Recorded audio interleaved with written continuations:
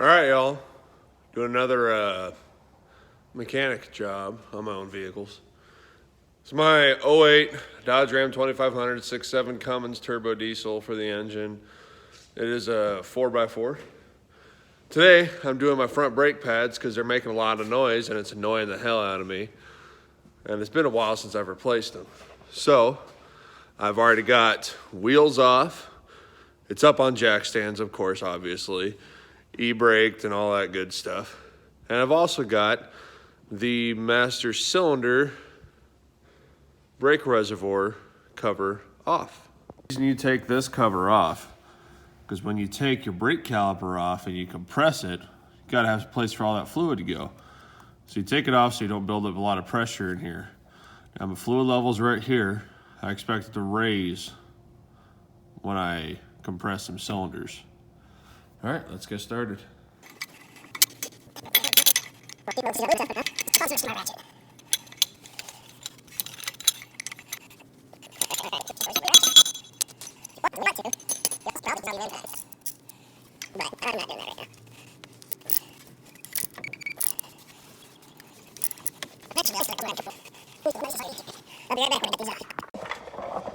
A little tip, I use my hubcap to hold all my lug nuts and my bolts when I'm doing this.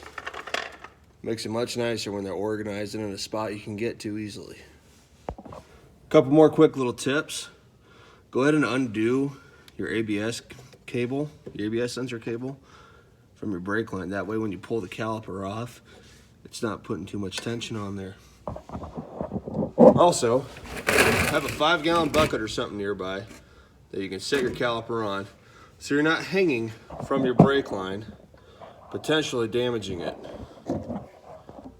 All right, now something that could have been done potentially while the caliper was still on there is breaking these two bolts here loose. These hold this on. It's easier to take this off to change your brake pads than to leave it on.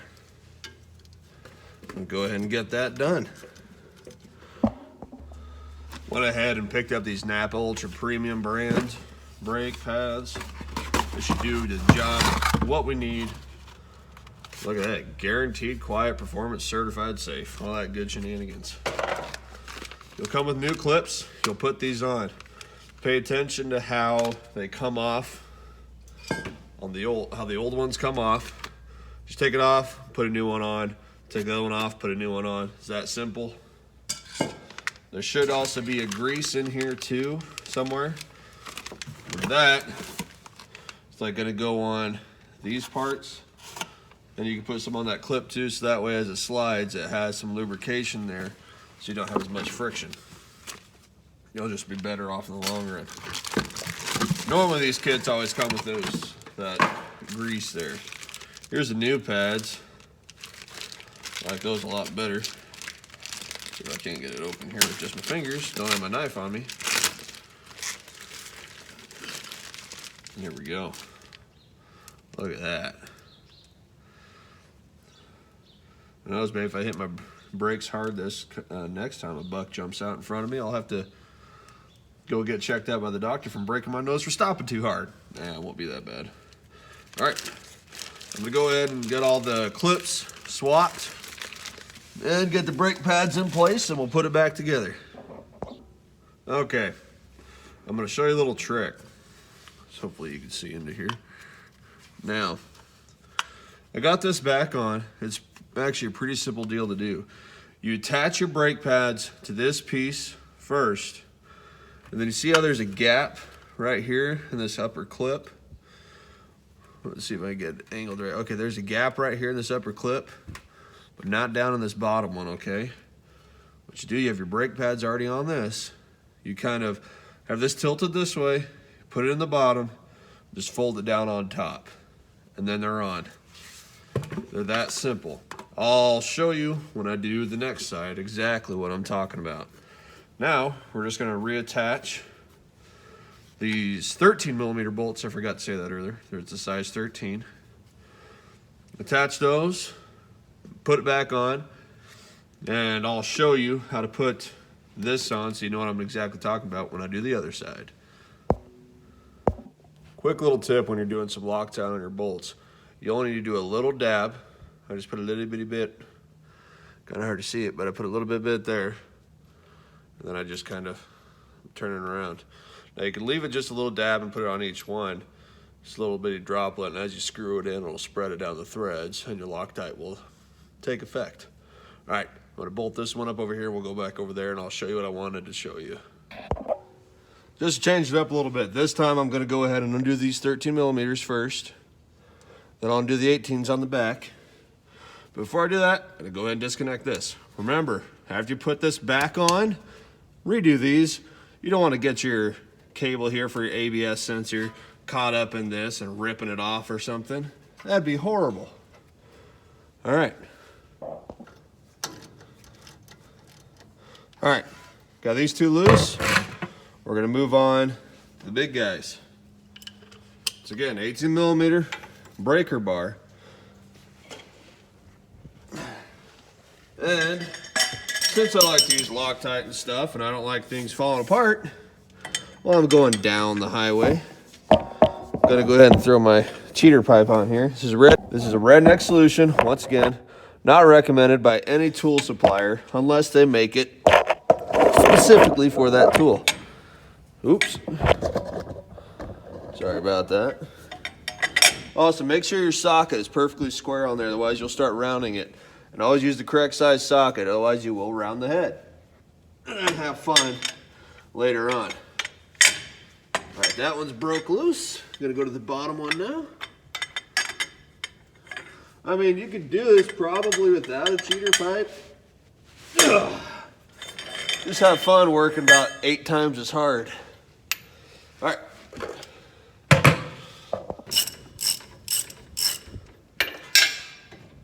All right. Bolts in the hubcap. Like I stated earlier, bolts in the hubcap. Keeps things organized for ease of use later on. Bolts are off the caliper.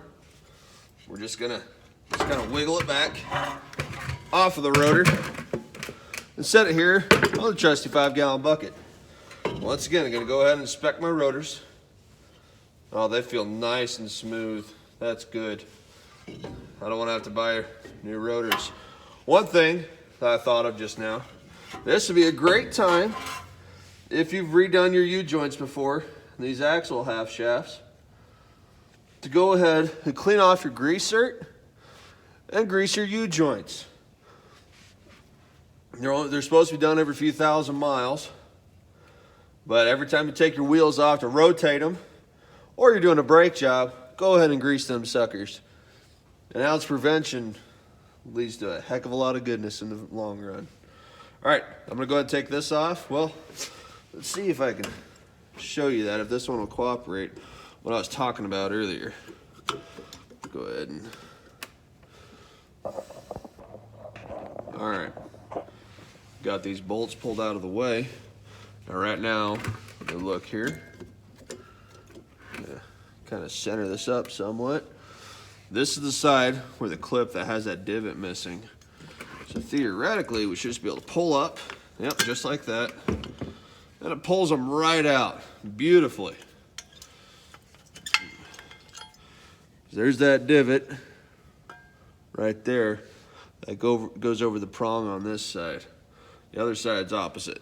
All right, I'm gonna go ahead and swap these clips out, put the new pads in, and then I will show you how to put it back in. It's just as simple as it came out. Pretty darn easy.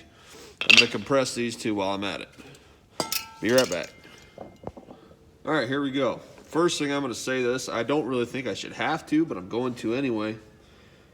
Put your brake pads in here. Okay, both mine are in. Your clips, they have some tension right here. They'll kind of hold them in place.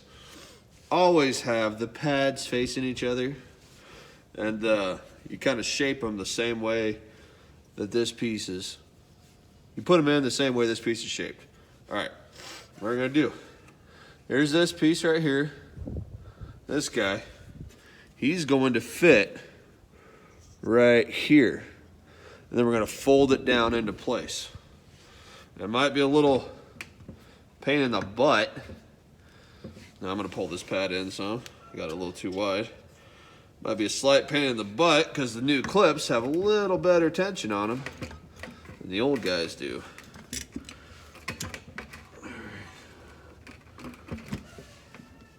Okay, there, that one's in. It just folds. You kind of wiggle it back and forth till you get it to fold down into place. And it looks like I'm actually already in place. Yep. You'll be able to tell if you're in place by these 13mm bolts on the back, if they're going to line up with their bolt holes or not. All right, yeah, that's basically it. Get your pad lined back up. Mine kind of popped out of its clip down here. Careful, the clips are sharp, so don't cut yourself, please.